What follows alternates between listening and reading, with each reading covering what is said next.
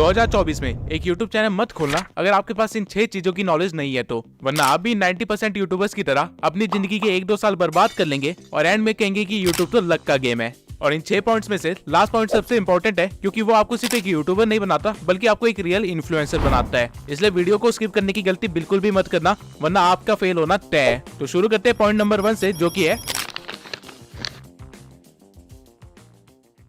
2024 के शुरू होते ही आप लोगों ने एक रेजोल्यूशन तो बना ही लिया होगा कि इस साल मैं अपने चैनल पे इतने सब्सक्राइबर्स तो गेन करके रहूंगा ही रहूंगा, या फिर एक नया चैनल बनाऊंगा और उसे किसी भी हालत में मोनेटाइज करवाऊंगा। लेकिन 1 महीना हो गया है और आपको कुछ भी ग्रोथ नहीं दिख रही है और आप ऑलरेडी गिव अप करने की हालत पे हो। इसका रीजन ये है कि आपको पता ही नहीं है कि YouTube का एल्गोरिदम वर्क कैसे कर रहा है। आप जानते ही नहीं हो कि YouTube आपसे चाहता क्या है और बस एक तरफा प्यार की तरह आप अपनी तरफ से एफर्ट डाले जा रहे हो और कोई रिस्पॉन्स नहीं मिल रहा है। YouTube एक सोशल मीडिया प्लेटफॉर्म है जो कि एड रेवेन्यू से अपनी मेन अर्निंग करता है, और हर सोशल मीडिया प्लेटफॉर्म की तरह YouTube को सिर्फ एक ही चीज चाहिए, वो है कि लोग उसके प्लेटफॉर्म पे बने रहे जितनी ज्यादा देर तक हो सकता है उतनी ज्यादा देर तक, तभी YouTube को फायदा होगा। और इसमें YouTube आपकी मदद चाहता है, आपसे एक ऐसा कंटेंट बनवा के जिसको लोग ज्यादा देर तक देखे और YouTube पे बने रहे। लेकिन 90% यूट्यूबर्स इस बात को नहीं समझते हैं और इसलिए यूट्यूब उनका कंटेंट कभी भी ऑडियंस को सजेस्ट नहीं करता है। इसे एक एग्जांपल से समझते हैं। मान लेते हैं आपने एक नया यूट्यूब चैनल खोला और आपने अपनी एक वीडियो अपलोड करी। यूट्यूब उस वीडियो के टाइटल, डिस्क्रिप्शन और कीवर्ड्स के बेसिस पे उस वीडियो को कुछ लोगों को सजेस्ट करेगा, जिसके बाद वो लोग आपके थंबनेल के बेसिस पे आपकी वीडियो पे क्लिक करेंगे और उसे देखेंगे, जिससे यूट्यूब को ये पता चल जाएगा कि आपकी वीडियो किस तरह के लोगों को पसंद आ रही है। और फिर यूट्यूब सिमिलर इंटरेस्ट वाले लोगों को आपकी वीडियो भेजेगा और फिर चेक करेगा कि वो लोग आपकी वीडियो पे कैसे रिएक्ट कर रहे हैं। यूट्यूब बेसिकली 2 चीजों को ट्रैक करता है, वॉच टाइम और एंगेजमेंट। यूट्यूब देखेगा कि जिन लोगों को उसने आपकी वीडियो सजेस्ट की थी वो कितनी देर तक आपकी वीडियो देख रहे हैं। अगर ऑडियंस उसे काफी देर तक देख रही है या फिर पूरा देख रही है तो यूट्यूब उस वीडियो को और ज्यादा प्रमोट करेगा और ज्यादा से ज्यादा लोगों को दिखाएगा, क्योंकि इस वीडियो की वजह से लोग यूट्यूब पे 7 से 10 मिनट एक्स्ट्रा रुक रहे हैं, जिससे यूट्यूब काफी मोटा पैसा छाप रहा है। वहीं अगर इस वीडियो की ऑडियंस रिटेंशन कम होती तो यूट्यूब इसे सजेस्ट करना बंद कर देता, क्योंकि यूट्यूब अपनी ऑडियंस का मूड खराब करके उसे दूसरे सोशल मीडिया प्लेटफॉर्म पे नहीं भेजना चाहता है। ठीक इसी तरह अगर आपकी ऑडियंस आपकी वीडियो पे एंगेज कर रही है, यानी कि लोग उस पे कमेंट कर रहे हैं या फिर उसे शेयर कर रहे हैं, तो भी यूट्यूब आपकी वीडियो को प्रमोट करेगा, क्योंकि अगर आपकी वीडियो शेयर की जा रही है तो लोग बाकी प्लेटफॉर्म को छोड़ के आपकी वीडियो देखने आ रहे हैं, जिससे अगेन यूट्यूब का मेन मोटिव कंप्लीट हो रहा है, लोगों को अपने प्लेटफॉर्म पे रोक के रखना। और वहीं अगर आपकी वीडियो पे कुछ ज्यादा कमेंट्स आ रहे हैं तो काफी सारे लोग कमेंट्स का रिप्लाई भी करेंगे, बहसबाजी भी करेंगे और किसी न किसी तरह एंगेज करेंगे, जिससे आपका तो मेंटल पीस खराब हो जाएगा, लेकिन यूट्यूब अपना पैसा छाप लेगा आपको कुछ एक्स्ट्रा मिनट इस प्लेटफॉर्म पे रोक के। लेकिन वहीं अगर आपकी वीडियो एंगेजमेंट ला के नहीं दे पा रही है या फिर वॉच टाइम ला के नहीं दे पा रही है तो यूट्यूब आपकी वीडियो को यूजलेस समझेगा और उस पर अपना टाइम वेस्ट नहीं करेगा। अब आधे से ज्यादा लोग इस चीज को नहीं समझ पाते हैं और वो लगातार यूट्यूब पे अपना कंटेंट डालते रहते हैं, जिसकी वजह से वो ग्रो ही नहीं कर पाते। आपको इस चीज को समझने की जरूरत है कि यूट्यूब आपसे आपकी वीडियोस नहीं चाहता है, वो आपसे आपका वॉच टाइम और एंगेजमेंट चाहता है। और ये चीजें कैसे लानी है, आपको इस चीज पे ज्यादा फोकस करना चाहिए।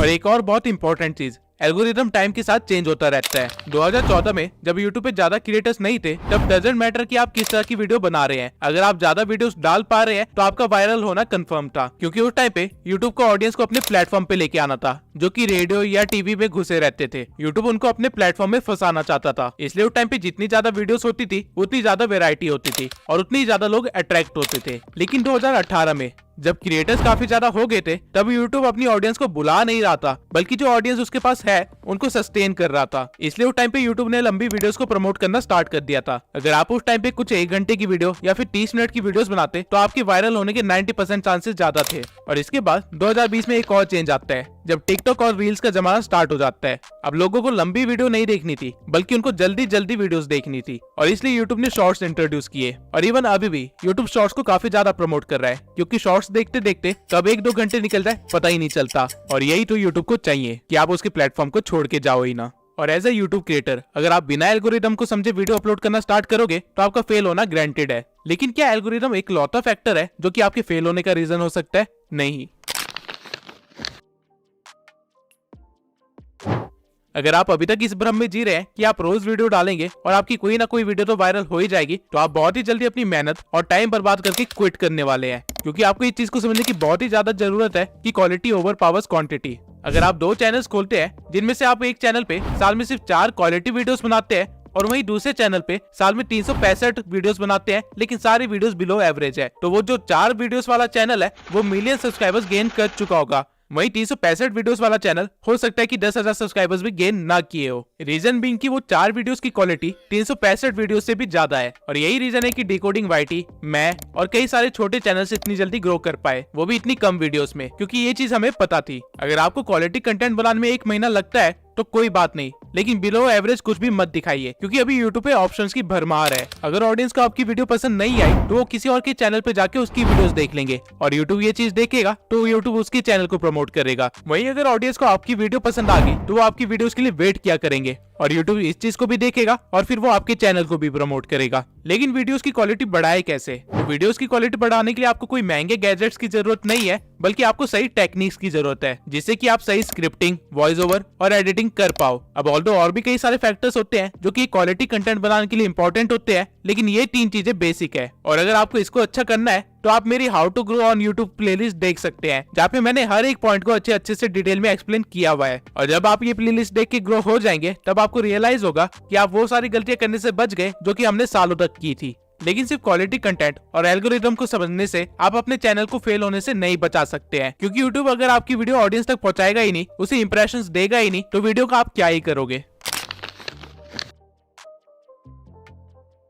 अगर आपको नहीं पता कि रिटर्निंग व्यूअर्स कैसे इंक्रीज करे, या फिर न्यू व्यूअर्स को कैसे गेन करे, या फिर अपनी वीडियो को रैंक कैसे करवाए, या फिर CTR, RPM, CPM जैसी चीजें क्या होती है, तो आप एक बड़े से जंगल में बिना मैप के निकल चुके हैं, जहाँ पे आधे रास्ते में आपको YouTube नाम का एक शेर खाने वाला है। SEO में रैंक करने के लिए बेसिकली आपको 3 चीजों की जरूरत होती है: टाइटल, कीवर्ड्स और थंबनेल। और इनके सिवाय अपने SEO को ट्रैक करने के लिए और उसे और भी ज्यादा इंप्रूव करने के लिए आपको YouTube के एनालिटिक्स को अच्छी तरह से देखना आना चाहिए, क्योंकि अगर आपको अपना एनालिटिक्स समझ नहीं आ रहा है तो आप अपनी ऑडियंस को नहीं समझ पा रहे हो। एंड अगेन, अगर आप अपनी ऑडियंस को समझ नहीं पा रहे हो तो एल्गोरिथम आपकी मदद नहीं करेगा। अब सही से टाइटल, डिस्क्रिप्शन और हैशटैग्स कैसे डालते हैं, इसके ऊपर मैंने ऑलरेडी एक वीडियो बना रखी है। लेकिन एनालिटिक्स को स्टडी कैसे करे, उसे इंप्रूव कैसे करे और उसके साथ उसको ऑप्टिमाइज कैसे करे, इसके ऊपर मैंने अभी तक कोई भी वीडियो नहीं बनाई है। तो अगर आप लोग चाहते हैं कि मैं इस टॉपिक पे एक वीडियो बनाऊं तो कमेंट सेक्शन में एनालिटिक्स लिख दीजिए। 1000 कमेंट्स होते ही मैं वीडियो बनाना स्टार्ट कर दूंगा। बस सोचिए, आप सब कुछ सीख जाते हैं और अपने चैनल की क्राइटेरिया को पूरा करने के बाद उसे मोनेटाइजेशन के लिए अप्लाई करते हैं, और YouTube आपको रिजेक्ट कर देता है। ऐसा होने के चांसेस बहुत ही ज्यादा है अगर आपको नहीं पता कि YouTube की पॉलिसीज और गाइडलाइंस क्या है।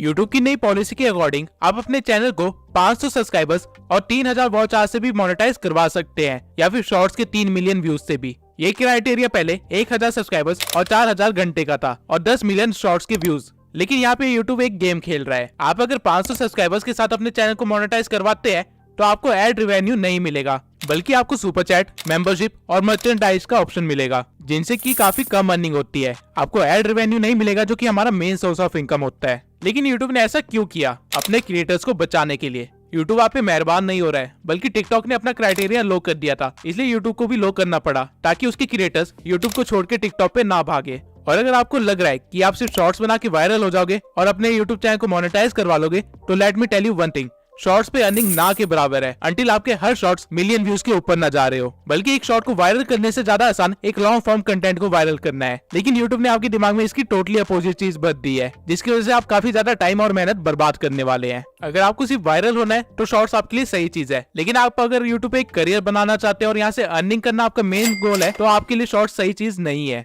इसके सिवाय AI के ट्रेंड में होने के कारण YouTube ने AI से रिलेटेड भी काफी सारी पॉलिसीज निकाली है, लेकिन इन पॉलिसीज में कहीं पे भी AI वॉइस यूज करने से मना नहीं किया गया है, अंटिल आप किसी और की वॉइस को क्लोन करके अपनी वीडियो बना रहे हो। अगर आप 11 लैब जैसी किसी वेबसाइट से अपनी वॉइस जनरेट करवा रहे हो तो कोई प्रॉब्लम नहीं है, लेकिन अगर आप उसको बोलते हो कि डोनाल्ड ट्रंप जैसी वॉइस को क्लोन करके आपकी वीडियो बनाए, तो आपके लिए एक प्रॉब्लम है। सेम वे में अगर आप AI से कोई वीडियो 0 से एडिट करवाते हो तो कोई प्रॉब्लम नहीं है, लेकिन अगर आप किसी और का कंटेंट उठा के उसे AI में डाल के कुछ और बनवाते हो और फिर उसे YouTube पे अपलोड करते हो, तो आपके लिए एक बहुत ही बड़ी प्रॉब्लम है। और इवन आप AI की वॉइस को भी लगातार यूज नहीं कर सकते हो डायरेक्टली, वरना वो रीयूज कंटेंट में आ जाएगा। आपको अपनी वॉइस को थोड़ा सा एडिट करना पड़ेगा। ठीक इसी तरह कॉपीराइट क्या है, इससे कैसे बचा जाता है और सही तरीके से किसी को एट्रीब्यूट्स कैसे दिए जाते हैं ताकि कभी लीगल केस में ना फंसे, इन सब की नॉलेज होना बहुत ही जरूरी है। वरना मैं ऐसे भी कई क्रिएटर्स को जानता हूँ जिनके मिलियंस में सब्सक्राइबर्स थे, लेकिन ये पॉलिसी गाइडलाइंस को वायलेट करने की वजह से रातों रात उनका चैनल गायब हो गया। कॉपीराइट के ऊपर मैं अलग से एक डेडिकेटेड वीडियो जरूर बनाऊंगा, क्योंकि ये एक बहुत ही बड़ा टॉपिक है और साथ में काफी कॉम्प्लेक्स भी है। आप कह सकते हैं कि इसको समझाने के लिए एक लॉ की डिग्री होना बहुत ही जरूरी है, क्योंकि यूट्यूब की कॉपीराइट पॉलिसी यूएसए के एक्ट के अकॉर्डिंग चलती है। लेकिन इससे डरने की कोई भी बात नहीं है, बस आपको थोड़ी सी नॉलेज होनी चाहिए ताकि आपका करियर बच सके। अब ऐसे भी कई सारे चैनल्स हैं जिन्होंने इन सब चीजों का ध्यान रखा था, लेकिन आज उनकी हालत एक नए यूट्यूबर से भी बेकार हो रखी है। लेकिन ऐसा कैसे हुआ?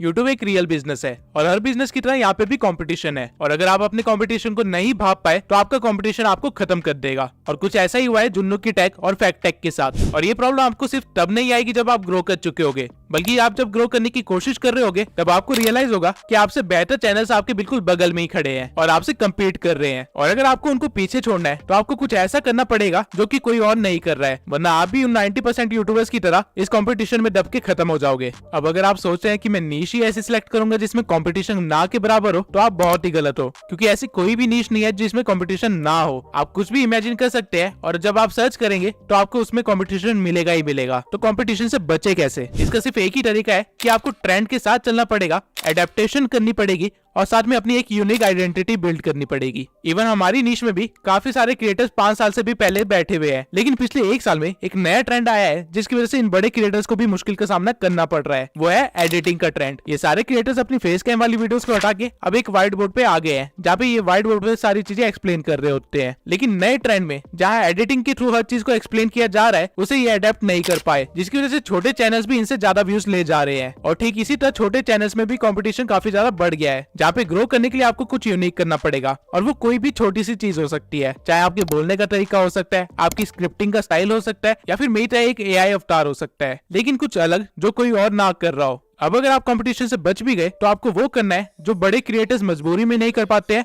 और छोटे क्रिएटर्स बिना किसी प्रॉब्लम के कर सकते हैं। 2024 में हर क्रिएटर को पता है कि उसकी ऑडियंस की वैल्यू कितनी है, इसलिए वो रेगुलर बेसिस पे Q&A और लाइव स्ट्रीम्स करते रहते हैं। लेकिन अगर आपने इन चीजों को इग्नोर करने की गलती की तो आपका यूट्यूबर बनने का सपना सपना ही रह जाएगा। ऑडियंस को कोई सेलिब्रिटी नहीं चाहिए, बल्कि उनको एक मेंटोर या फिर एक फ्रेंड चाहिए जिससे वो इन्फ्लुएंस हो सके या फिर जिनके साथ वो आगे बढ़ सके। और ये डिफरेंस आप तभी क्रिएट कर सकते हैं अगर आप उनसे एंगेज हो, डायरेक्ट डीएम के थ्रू, कमेंट्स के थ्रू, Q&A के थ्रू या फिर लाइव स्ट्रीम के थ्रू। जब तक मेरे इस चैनल पे 10,000 सब्सक्राइबर्स नहीं हो गए थे, तब तक मैं अपने इंस्टा पे डायरेक्ट डीएम के थ्रू हर एक बंदे का रिप्लाई किया करता था और उनकी हेल्प करता था। मैं पर्सनली भी काफी लोगों को गाइड किया है और मैसेजेस के थ्रू मैंने 1000 से भी ज्यादा लोगों से एंगेज किया है और उनको इस बात से खुशी मिलती है। वो लोग मुझे एज ए यूट्यूबर से बढ़ के एक फ्रेंड और एक मेंटोर की तरह देखते हैं और अनकंडीशनली सपोर्ट भी करते हैं। और इसी वजह से मेरा नेटवर्क भी इतना स्ट्रांग हो पाया, जिसकी वजह से मुझे काफी सारे नए यूट्यूबर से मिलने का मौका मिला और काफी सारे स्ट्रगलर्स से भी मिलने का मौका मिला और हम सब एक दूसरे की हेल्प करते हुए आगे बढ़े हैं। जैसे कि मेरी पिछली वीडियो का थंबनेल देवेश ने बनाया था, जिसको मैंने हेल्प की थी यूट्यूब पे ग्रो करने के लिए। आप एक बार जाके उसका चैनल भी देख सकते हैं। इवन आज भी सोने से पहले मैं कम से कम 20 से लेके 30 डीएम्स का रिप्लाई करता हूँ और इससे एक ऐसा इम्पैक्ट बना है कि कल को अगर मैं कोई एक नया चैनल भी खोलता हूँ, भले कुकिंग के ऊपर ही क्यों ना हो, वो लोग मेरे को सपोर्ट करेंगे। डजंट मैटर कि मैं क्या कर रहा हूँ। जैसे जैसे चैनल ग्रो होने लगता है, आपके पास काम बढ़ने लगते हैं और आपके पास ऑडियंस से एंगेज करने का उतना ही कम टाइम बचता है। लेकिन मेक श्योर जिन्होंने इस चैनल की स्टार्टिंग में आपको सपोर्ट किया था,